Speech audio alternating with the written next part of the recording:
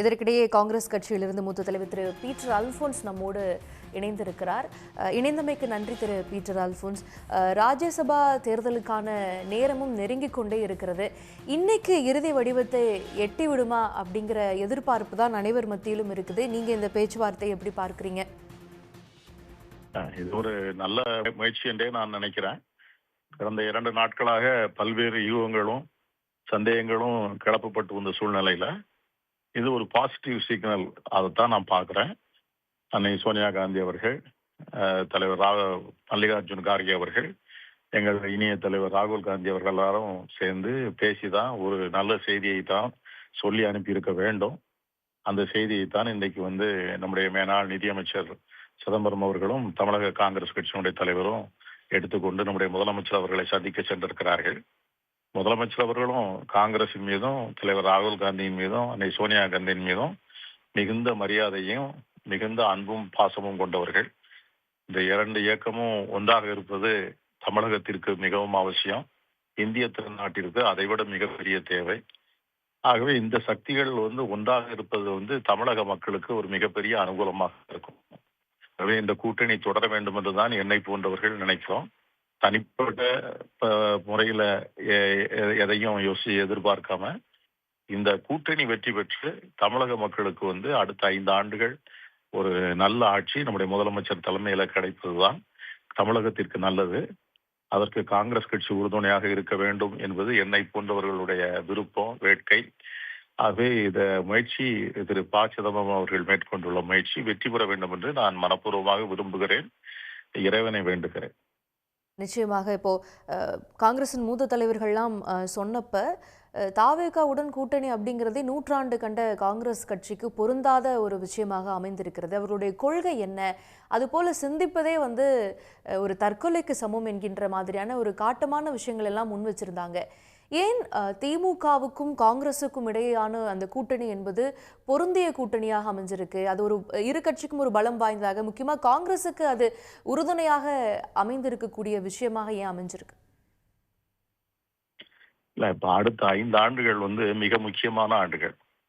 தமிழகத்தை பொறுத்தவரையும் அகில இந்திய அரசியலை பொறுத்த வரைக்கும் பாஜக இந்திய அரசியலையே தலைகீழாக புரட்டி போடக்கூடிய பல முக்கியமான முடிவுகளை எடுப்பதற்காக காத்திருக்கிறார். இந்த ஒரே நாடு ஒரே தேர்தல், அதற்கான எல்லாவற்றையும் தயாராக வைத்திருக்கிறார்கள். பாராளுமன்ற இடங்களுடைய எண்ணிக்கையை கூட்டுவதற்கான முயற்சி எல்லாம் தயார் செய்து கட்டடம் முதற்கொண்டு கட்டி அதற்காக காத்திருக்கிறார்கள். டீலிமிட்டேஷன் வருது, மறுவரையறை வருகிறது, பாராளுமன்ற தொகுதிகளுடைய மறுவரையறை வருகிறது.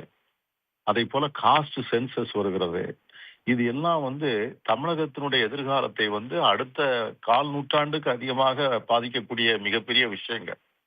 இந்த விஷயங்கள் நடக்கின்ற போது தமிழகத்தை வழிநடத்துகின்ற ஒரு தலைவருக்கு இதை பற்றிய புரிதலும் இதற்கு தலைமை தாங்கக்கூடிய தகுதியும் கொள்கை தெளிவும் வேண்டும்.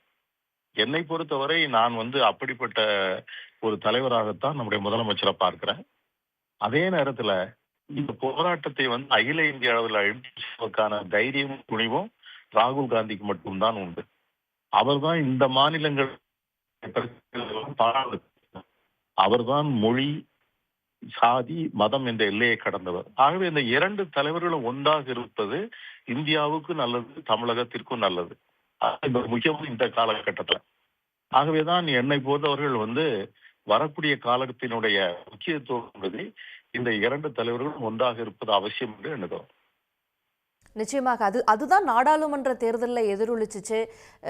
நாடாளுமன்றத்திற்குள் மாநில உரிமைக்கான குரலாகட்டும், நீங்க சொன்ன இந்த விஷயங்களுக்கான குரலாகட்டும், இரண்டு கட்சிகளும் ஜெல்லாகி அந்த குரல் எதிரொலிச்சதெல்லாம் நம்ம பார்க்கிறோம். இருந்தாலும் இந்த சீட் அப்படிங்கிற அடிப்படையில காங்கிரஸ் ரொம்ப முரண்டு பிடிச்சிருச்சோ, இல்ல அதீதமான ஒரு ஆசையை வெளிப்படுத்திருச்சோ அப்படிங்கிற ஐயப்பாடுகளும் எழுந்திருக்கிறத பார்க்கிறோமே. அதாவது எல்லா கட்சிகளுக்கும் ஆசை இருப்பது இயற்கை. அது கூடுதல் இடங்கள் வேணும், கூடுதல் அதிகாரங்கள் வேணும், அது ஆசைப்படுவது இயற்கை. அதை யாரும் நம்ம தவறு என்று சொல்லவும் இல்லை. அந்த கோரிக்கை வைப்பது தப்பு இல்லை.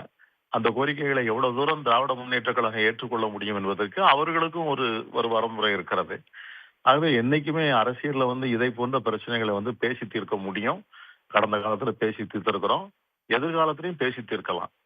ஆகவே அதுல வந்து அதுல வந்து அந்த அந்த மாதிரி பிரச்சனைகளை வைத்து இந்த கூட்டணியை வந்து ஒரு முடிவுக்கு கொண்டு வரணுங்கிற அவசியம் இல்லை. ஆகவே அந்த பிரச்சனைகளை வந்து 2 பேரும் சேர்ந்து கையை கொடுத்து விட்டால் கைகள் இணைந்து போகும். அப்படிப்பட்ட ஒரு வாய்ப்புக்காகத்தான் நம்ம காத்திருக்கிறோம். திரு சிதம்பரம் அவருடைய முயற்சி வெற்றி பெற வேண்டும் என்று நான் நினைக்கிறேன். நிச்சயமாக. இப்போ கூட்டணியில் இருக்கக்கூடிய மற்ற கட்சிகள் எல்லாம் கூட இந்த முறை அதிகமாக தொகுதிகளை கேட்டு நெருக்கடியை கொடுக்கல அப்படிங்கிறதும் நம்ம பார்க்கிறோம். இதில் காங்கிரஸ் நடுவில் ஆட்சியில் பங்கு வரைக்குமெல்லாம் வந்து அழுத்தங்களை கொடுக்குற நிலைமைக்கு வந்தது. அப்புறம் 40 வரைக்கும் தொகுதிகளை கேட்ட நிலைமை அப்படிங்கிறது. ஆனால் நாடாளுமன்றத்தில் காங்கிரஸ் பலம் வாய்ந்த ஒரு கட்சியாக இருக்க வேண்டும் என்பதில் என்னென்ன விஷயங்களை முன்னெடுக்க வேண்டுமோ அதை இங்கே திமுக தலைவர் மு.க.ஸ்டாலின் அவர்கள் உறுதுணையாக நின்று ஒரு மூத்த சகோதரர் போல ராகுல் காந்தி அவர்களை சிந்திச்சு முன்னெடுத்திருந்ததெல்லாம் நம்ம பார்க்கிறோம். அதுபோல சட்டமன்ற தேர்தலுக்கு எது தகுதியானதோ அதை கொடுப்போம் அப்படிங்கிறதுல அவங்க உறுதியா இருக்கிறாங்க. அது நியாயமானதா தானே இருக்கும் அவங்க தரப்புல இருந்து. இல்ல அது வந்து சொல்றேன், 2 தரப்புலையும் வந்து நியாயங்கள் இருக்கிறது. ஆகவே அது வந்து நிச்சயமா பாத்தீங்கன்னா ஒவ்வொரு பிரச்சனைக்கும் ஒரு கோணம் இருக்கிறது. அந்த ஒரு கோணம் என்னுடைய கோணம், ஒரு கோணம் உங்களுடைய கோணம். இது சரியான கோணம் என்று நடுவில் ஒரு கோணம் இருக்கிறது. அதை வந்து 2 பேரும் புரிந்து கொண்டால் பிரச்சனையை தீர்த்திடலாம். ஆகவே நான் அதெல்லாம் முடிஞ்சு போச்சுன்னு நினைக்கிறேன். அந்த ஸ்டேஜ்லாம் கடந்து அடுத்த கட்டத்துக்கு வந்துட்டோம்னு நினைக்கிறேன். மீண்டும் பழசையே பேசி கொண்டிருப்பது எந்த அர்த்தமும் இல்லை. இது வந்து ஒரு தடவை ஒரு நல்ல முடிவு எடுக்கப்பட்டால் அந்த முடிவை செயல்படுத்துகிற வகையில 2 கட்சிகளும் சேர்ந்து களத்துல பணியாற்றணும். ஆகவே கடந்த காலத்தை பற்றி பேசி கொண்டிருப்பதில் வந்து என்ன பொருள் இல்லை. அதுல பேசி பேசி அதை வந்து மீண்டும் மீண்டும் அந்த காயங்கள் இது வந்து அந்த உணர்ச்சிகளை பற்றி மீண்டும் தூண்டி விடுவது நல்லதல்ல. ஆகவே இப்பொழுது நல்ல முடிவை எடுத்து விட்டால் அந்த முடிவை பற்றி மட்டுமே நம்ம வாதிக்கலாம். அந்த முடிவு நல்ல முடிவாக வரட்டும், நாம் காத்திருப்போம். அது வரைக்கும் மற்ற செய்திகளை கொஞ்சம் புறந்தள்ளி வைத்து விட்டு நம்முடைய நல்வாழ்த்துக்களை இந்த பேச்சுவார்த்தையை வெற்றிகரமாக நடக்கும் என்பதற்காக தெரிவித்துக் கொள்வோம். நிச்சயமாக உங்களுடைய எதிர்பார்ப்புப்படி ஒரு நல்ல முடிவை எட்டப்படும் என்று நம்புவோம். இணைந்தமைக்கு நன்றி திரு பீட்டர் அல்போன்ஸ். தேங்க்யூ. உடனுக்குடன் செய்திகளை தெரிந்து கொள்ள சன் நியூஸ் பெல் ஐகானை கிளிக் பண்ணுங்க.